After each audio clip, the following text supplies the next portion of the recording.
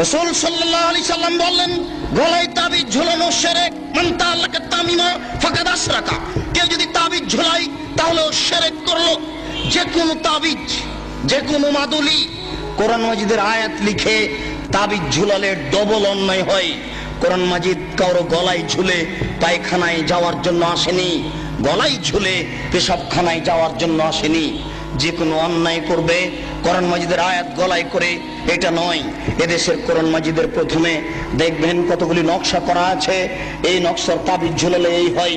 এদেশে যারা কোরআন ছাপাচ্ছে, এরকম আকীদা যারা রাখে, এরাও মুশরিক। এই পাতাগুলি ছিঁড়ে ফেলতে হবে।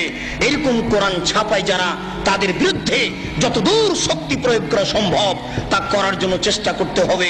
এরা জাতিকে ধ্বংস করছে, আপনাদের ধ্বংস করছে, মুসলমানকে ধ্বংস করছে এক মিথ্যা কৌশলে, শিরক করে, শিরক করিয়ে। বায়সাতের পাগড়ি বেঁধে যদি কোরআন মাজিদের আয়াত দিয়ে জুব্বা পরে আল খাল্লা পরে যদি তাবিজ লিখে দেয়, তবুও তা শিরক হবে। সাবধান থাকবেন। রাসূল সাল্লাল্লাহু আলাইহি সাল্লাম বলেন, মান আতা আরফান ফাসালাহু ফাসাদাকা বিমা কালা লাম তুকবাল লাহু সালাতান 40 লাইলা। কেউ যদি কোনো গণকের কাছে যায়, তারপর গণককে কিছু জিজ্ঞাসা করে, আমার টাকা হারিয়ে গেছে দেখেন তো, বা এই জিনিস হয়েছে একটু দেখেন তো, তার বলা কথাকে যদি বিশ্বাস করে, আল্লাহর নবী বলেছেন 40 দিন তার ইবাদত কবুল হবে না, 40 দিন তার সালাত কবুল হবে না। গণকের কাছে যায় যে যারা, তারা মুশরিক। আল্লাহ রাসূল বলছেন, মান আতা আরফান ফাসালাহু।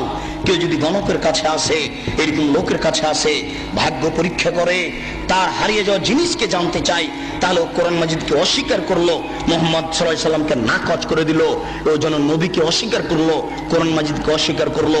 মহা পাপী, বড় পাপী যারা এরকম করে, যারা গণকের কাছে যায়, তারা বড় মুশরিক। সাবধান থাকতে হবে। রাসূল সাল্লাল্লাহু আলাইহি সাল্লাম বললেন, মান হালাফা লিগাইরিল্লাহ ফাকাদ আশরাকা। কেউ যদি আল্লাহ ব্যতীত অন্যের নামে কসম খায়, তাহলে শিরক করলো। কেউ যদি আল্লাহ ব্যতীত অন্যের নামে কসম খায়, তাহলে শিরক করলো। কেউ যদি দুই চোখের কসম খায়, তাহলেও সে মুশরিক। কেউ যদি মায়ের কসম খায়, তাহলেও সে মুশরিক। মায়ের কসম খাওয়া যায় না, কোরআন মাজিদে হাত রেখে কসম খাওয়া যায় না, মসজিদে ঢুকে কসম খাওয়া যায় না, ছেলের মাথায় হাত রেখে কসম খাওয়া যায় না, ছেলের মাথায় হাত রেখে কসম খাওয়া শিরক। এইভাবে হাত চালিয়ে ভাগ্য পরীক্ষা করা শিরক। টিয়া পাখির মাধ্যমে ভাগ্য পরীক্ষা করা শিরক। হাতের দাগ দেখে ভাগ্যের কথা বলা শিরক। রাত্রে ঘরের আবর্জনা ঝাড়ু দিয়ে বাইরে নিক্ষেপ করা যায় না, এই মন্তব্য শিরক। রাত্রে গাছের ফল পাড়া যায় না, এই ধারণা শিরক। রাত্রে মানুষকে বাকি দোকানের জিনিস বাকি বিক্রয় করা যায় না, দেওয়া যায় না, এই ধারণা শিরক। রাত্রে মানুষকে জিনিস কর্জ দেওয়া যায় না, এই ধারণা শিরক। সকালে সকালে দোকানের জিনিস বাকি বিক্রয় করা যায় না, এই ধারণা করা শিরক। অপবিত্র অবস্থায় ঘর ঝাড়ু দেওয়া যায় না। আপনার স্ত্রী, আপনার বৌমা অপবিত্র অবস্থায় ফরজ গোসল না করে ভাত রান্না করতে পারে না, ঘর ঝাড়ু দিতে পারে না, এগুলি ধারণা করা শিরক। আপনার স্ত্রী, আপনার বৌমা অপবিত্র অবস্থায় ফরজ গোসল না করে সব কিছু করতে পারে, ঘর ঝাড়ু দিতে পারে, ভাত রান্না করতে পারে, ভাতের পাতিল থেকে ভাত বের করতে পারে, মানুষকে খাবার দিতে পারে, পারে না নামাজ পড়তে, সালাত আদায় করতে, পারে না কোরআন তেলাওয়াত করতে, এ ব্যতীত যা কাজ আছে সবকিছুই করতে পারে। দিনাজপুরের জনৈক হেডমাস্টার আমাকে বলছেন, আব্দুল রাজ্জাক সাহেব, একটা গোপন জিজ্ঞাসা আপনার কাছে করছি, মনে কিছু নিয়েন না। আমরা অপবিত্র অবস্থায় রাত্রে ঘুম থেকে উঠে বা বিছানা থেকে উঠে হাত রুমাল জড়াই। হাতে রুমাল জড়ানোর পরে ওই যে দরজাতে যে খিল আছে, বন্ধ করা আছে খিল, ওটা বুঝেন কি? ওই খিলটা হাতে গামছা জড়ানো অবস্থায় খুলি, কেননা এ হাত যদি কাঠের সাথে লেগে যায় তাহলে কাঠ অভিশাপ করবে। একজন হেডমাস্টারের কি আকীদা! তারপরে বললেন, এই যে বাড়ির বাহির পর্যন্ত, স্যান্ডেল পর্যন্ত চকি থেকে নিয়ে এখানে চটছালা বিছিয়ে রেখেছি, অপবিত্র অবস্থায় যদি পা মাটিতে রেখে দিই তাহলে মাটি অভিশাপ করবে, এই জন্য বিছান থেকে স্যান্ডেল পর্যন্ত চটছালা বিছিয়ে রেখেছি, চটছালার উপর দিয়ে গিয়ে স্যান্ডেল পরবো। একজন মাস্টারের আকীদা এরূপ। এই দেশে এরকম আকীদা চলে। গরুকে লাথি মারা যায় না, এই ধারণা শিরক। ধানের উপর দিয়ে জুতা পায়ে দিয়ে হাঁটা যায় না, এই ধারণা শিরক। হাত থেকে গ্লাস পড়ে গেলে কুটুম্ব আসতে পারে, এই ধারণা শিরক। ঘরের উপরে কাক ডাকছে কেউ আসতে পারে, এই ধারণা শিরক। তুলসীর গাছ উঠিয়ে ফেললে বা তুলসীর গাছ ভেঙে ফেললে বা তাতে লাথি মারলে ক্ষতি হতে পারে, এই ধারণা শিরক। এমন দুনিয়াতে কাজ ও কর্ম আছে যেগুলি করলে এই হতে পারে, এই হতে পারে, এরকম নামে যত মন্তব্য আছে এইগুলি সব শিরকের অন্তর্ভুক্ত। সাবধান থাকুন। রাসূল সাল্লাল্লাহু আলাইহি সাল্লামের ভাষায় বোঝা যাচ্ছে ছবি ও মূর্তি হচ্ছে শিরকের উৎস। আল্লাহ রাসূলের কথাই বোঝা যাচ্ছে ছবি ও মূর্তি হচ্ছে শিরকের উৎস।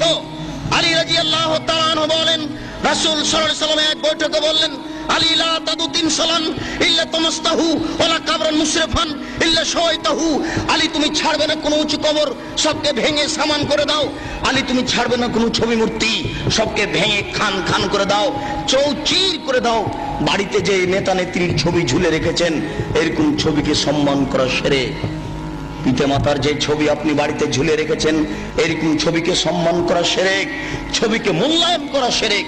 আপনার ছেলে মেয়ের পাসপোর্ট সাইজের ছবি রেখে, আপনার ছেলে মেয়ের লেখাপড়ার জন্য, পরীক্ষা দেওয়ার জন্য পাসপোর্ট সাইজের ছবি রেখে বাড়িতে যত ছবি আছে অ্যালবামের সমস্ত ছবির মুখের উপরে লাথি মেরে সবকে ছিঁড়ে চৌচির করে দিতে হবে, পানিতে আগুনে পুড়িয়ে দিতে হবে, পানিতে ফেলে দিতে হবে।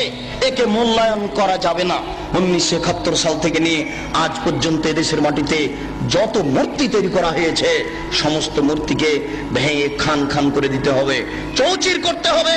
আপনি না পারলে আপনার ছেলে করবে, আপনার ছেলে না পারলে তার ছেলে করবে। কেউ যদি ভাঙতে না পারে, তাহলে যেদিন ঈসা আলাইহিস সালাম আসবেন, সেদিন এদেশের ছবি মূর্তিকে লাথি মেরে ভেঙে চৌচির করে দিবেন। সেদিন কোনো মায়ের বেটা ঠেকাতে পারবে না। কেন?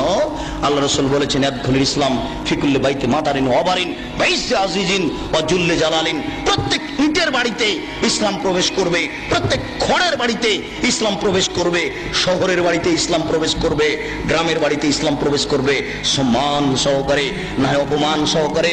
সবাই যদি ইসলাম মেনে নেয় তাহলে মর্যাদার হানি হবে না, আর যদি ইসলাম না মানে তাহলে পিটিয়ে ইসলাম গ্রহণ করতে বাধ্য করা হবে, ব্যক্তিকেই পিটিয়ে বাধ্য করা হবে।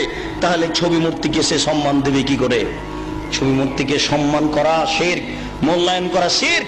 আজ এখান থেকে উঠে বাড়িতে ঢুকে শোকে যে যত পুতুল আছে, যত ছবি মূর্তি আছে, আপনার আমেরিকা থেকে আনা যদি সোনার হরিণ হয়, তবু লাথি মেরে ভেঙে চৌচির করতে হবে।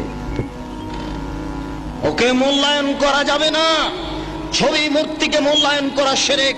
জন্মদিবস পালন করা শিরক, মৃত্যু দিবস পালন করা শিরক, 16 ডিসেম্বর পালন করা শিরক, 21শে ফেব্রুয়ারি পালন করা শিরক, 26শে মার্চ পালন করা শিরক, পহেলা বৈশাখ পালন করা শিরক, কবরে ফুল চড়ানো শিরক, শহীদ মিনারে ফুল চড়ানো শিরক।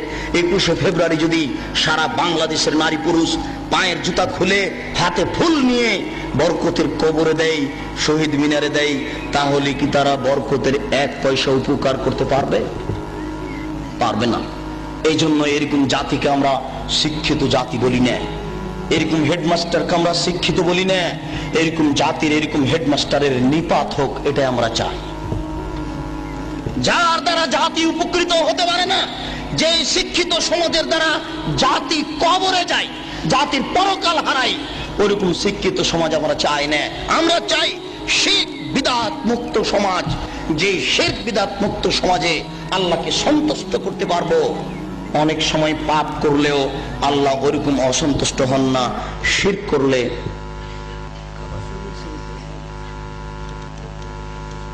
কাবা শরীফে যদি শিরক থাকে তবুও শিরক, কাবা শরীফে যদি ছবি থাকে তবুও শিরক। পৃথিবীর যেখানেই ছবি থাক না কেন অবশ্যই তা শিরক। যেখানেই থাক না কেন, কাবা শরীফের ছবি মূর্তি ছিল, অনেক মূর্তি ছিল সেখানে। হবল নামে একটা মূর্তি ছিল কাবা শরীফের ঘরের পাশে, হবল, সেটাই বেশি মূল্যায়ন কর। সেই হবল মূর্তির পাশে ছিল একটা পাতিল, সেই পাতিলে ছিল 3টা খড়ি, অর্ধ হাত হোক আর 1 হাত হোক 3টে খড়ি ছিল। একটা খড়ির গায়ে লেখা ছিল ইফাল, করো, আর একটা খড়ির গায়ে লেখা ছিল লা তাফাল, করো না, আর একটা খড়ির গায়ে লেখা ছিল মুহমাল, কিছুই না।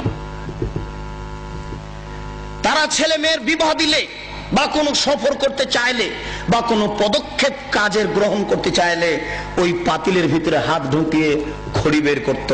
যদি ওই খড়ি বের হয়েছে যাতে লেখা আছে ইফাল করো, তার মানে হবল মূর্তি বলে দিল এ আল্লাহ নকল আল্লাহ নাউজুবিল্লাহ বলে দিল যে তোমরা কাজ করো। আল্লাহ বলে দিল করতে, এখন তারা করবে নাউজুবিল্লাহ।